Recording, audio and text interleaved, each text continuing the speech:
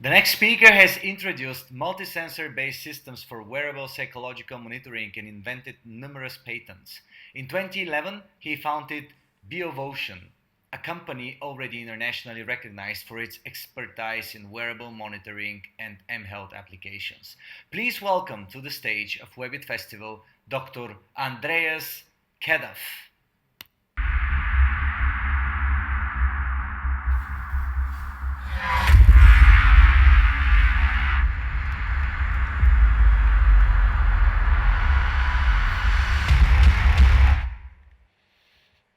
Good afternoon.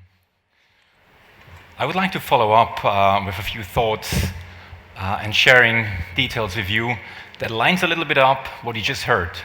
I think you had a very interesting afternoon with a few talks that have given light onto a topic which is attracting a lot of people these days. A lot of information is being shared, and you're all heard about it, generations, wearables.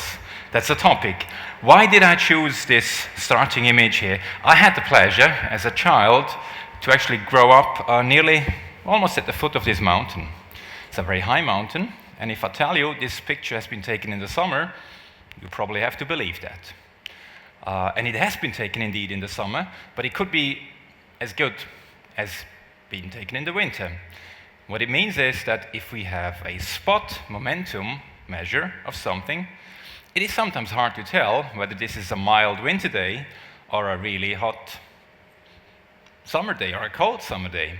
So what we need is something that actually gives us a time component, which means continuous information, which we don't have here. Now, the idea is obviously to die young as late as possible. And that's a statement that everybody of you probably makes, and you want to achieve that. Unfortunately, most of us actually don't.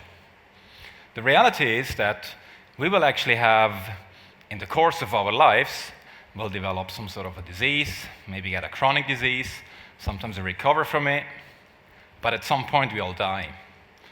And everybody wants to be the green line. Now, if we then look a little bit further and see what's actually happening in our healthcare arena, what is happening with our societies, we're kind of looking at a perfect storm, as I will call it. We're all getting older. We've heard it before. The previous speakers have very nicely summarized that. We know that healthcare budgets are under pressure. And we know that we have an increasing prevalence and the number of chronic conditions is actually growing. And we know that 20% of the patients are actually causing about 80% of the healthcare costs. And the majority of these 20% are actually suffering from chronic conditions. We've heard that before. Now, how do we actually offer wearables to those patients that we can alleviate some of the pain and in particular reduce costs? And the incentive, obviously, is also the element of prevention and maintaining more health. This has been published literally a few days back in Nature, and it shows you very nicely again what actually has happened. You see on the left side, you see 1900, you were very likely to die of an acute condition like a pneumonia. You died, and that was it. You can see the majority actually of people who died was the chronic acute bit. And then you see about 100 years later, you do not die of an acute condition anymore, but what you do is you die of a chronic condition. The majority today of people dies of a chronic condition that at some point becomes acute, and you die of that. Now, what does that mean? When we travel, particularly you go to the US, and people are asking you, how are you? It's a very simple question, but it's actually very, very, very difficult to answer objectively. Because once you're out of the hospital and there is much less monitoring being done on you, you become a black box.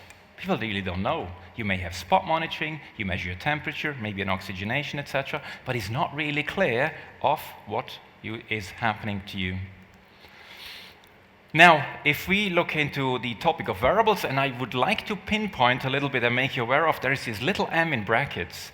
M stands for medical wearables. We're seeing a big shift these days, and this year is going to be promised to be the year where we see this dramatically happen. We're seeing a shift towards medical wearables, and what we're seeing here is, on the very left, you see complex stationary medical monitors They're not portable, so they're bedside, a lot of cables, they're sophisticated, they have a lot of algorithms inside. They're really very nicely developed and with a lot of sophistication in it. In the middle, on the left, you then have a nicely designed and very, very easy to use and accurate medical device that is for spot monitoring, but you cannot vary it. And then you have, as you all know, this is a fuel band. Nowadays we have about 150 different of those bands and trackers. You have something that is very nicely designed but cannot do much. So what's happening is a combination of those three elements: sophistication, easiness of use, and portability and wearability combined in a new class, sophisticated medical wearables. And that's exactly what's going to happen. And you can see there is one example that I'm giving there that even doesn't have a display. It doesn't have a button.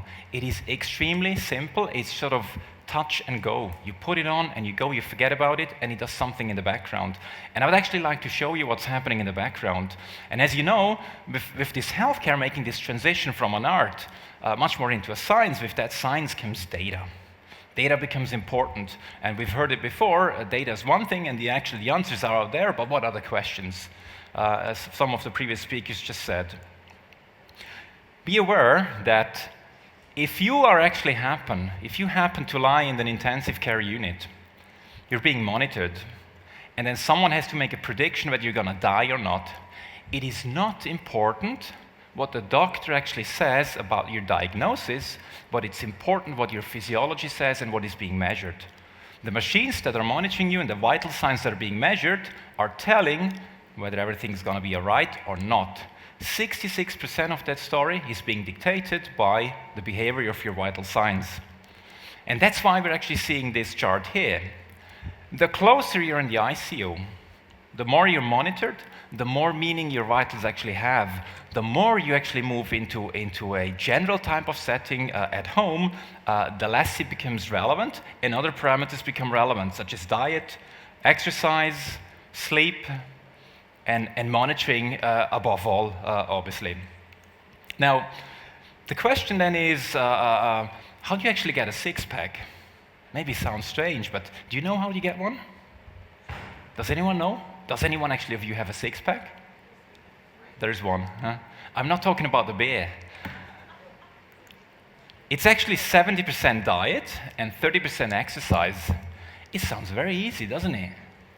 The problem is that there are more millionaires on this planet than people with a six-pack.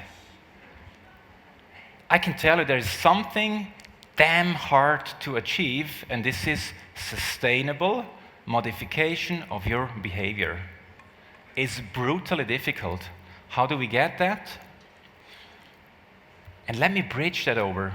Now let's take the perfect health, the dashed line. We hardly ever reach that. And then we have something which we call a baseline health, probably as we all hear. And then we have this threshold. Every time we're actually going into this threshold, going into that, we have an alert, an absolute alert of a risk of our health, and says, now you're ill, you need hospitalization, etc. But these slow drifts, the slow drift of maybe gaining weight, maybe developing sort of a hypertension and all that, that is very, very difficult to actually monitor and actually grab and catch it in a way that it can then change your behavior in a way that it becomes beneficial to you. I would like to jump to this here. And share this with you. This is what we call from a multi-sensor system. This is an illustration that takes several examples of sensor signals. It actually takes heart rate. So low heart rate is green, high heart rate is red, and the extension of the bar is your intensity of your motion. And then you have this blue shading around it, which is what we call the blood pressure wave. Let's look at a few examples. The top left is all of you sitting in this room. It's called a sedentary lifestyle that we just exhibit right now. You see a little bit of motion as the person walks to the train. He sits on the train, he walks into the office, and he sits there. Just a few steps, 7,500 steps, average heart rate 74, blood pressure wave quite relaxed. Now the same person actually plays with his kids in the forest. Much more activity. Kids, small kids can actually be quite an exercise, I can tell you. So the guy plays with his kids in the forest, much more steps, still quite relaxed. And then the poor guy, you can see between about 10 and 12, he's got a very high heart rate. He's got a strong modulation of his blood pressure wave, but he doesn't move at all. He's doing his driving test in Switzerland. It's very hard, it costs a lot of money, and he fails.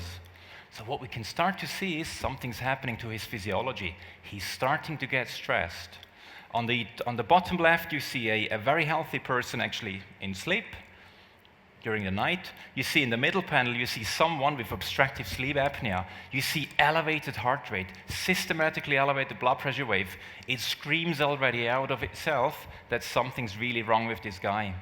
And then on the right panel on the bottom, we see a person in jet lag. How many of you have a jet lag right now? I don't have one, just 1 hour. There must be someone. You see, you don't even realize. Jet lag is actually having an enormous impact on your physiology. This is me, 9 hours behind in San Francisco, and I can tell you physiology is going upside down. Your heart rate is all over the place, your blood pressure wave, etc. It's enormous. It's amazing what is happening with your physiology as you travel. So the advice is actually be careful with the booze, sleep enough if you can, and get your behavior adjusted to all of these things. With that, I would like to stop here. You may have a question or one. I'm happy to talk about that. Essentially, what is happening is make your physiology talk and make you understand the language that your physiology talks to you. Thank you.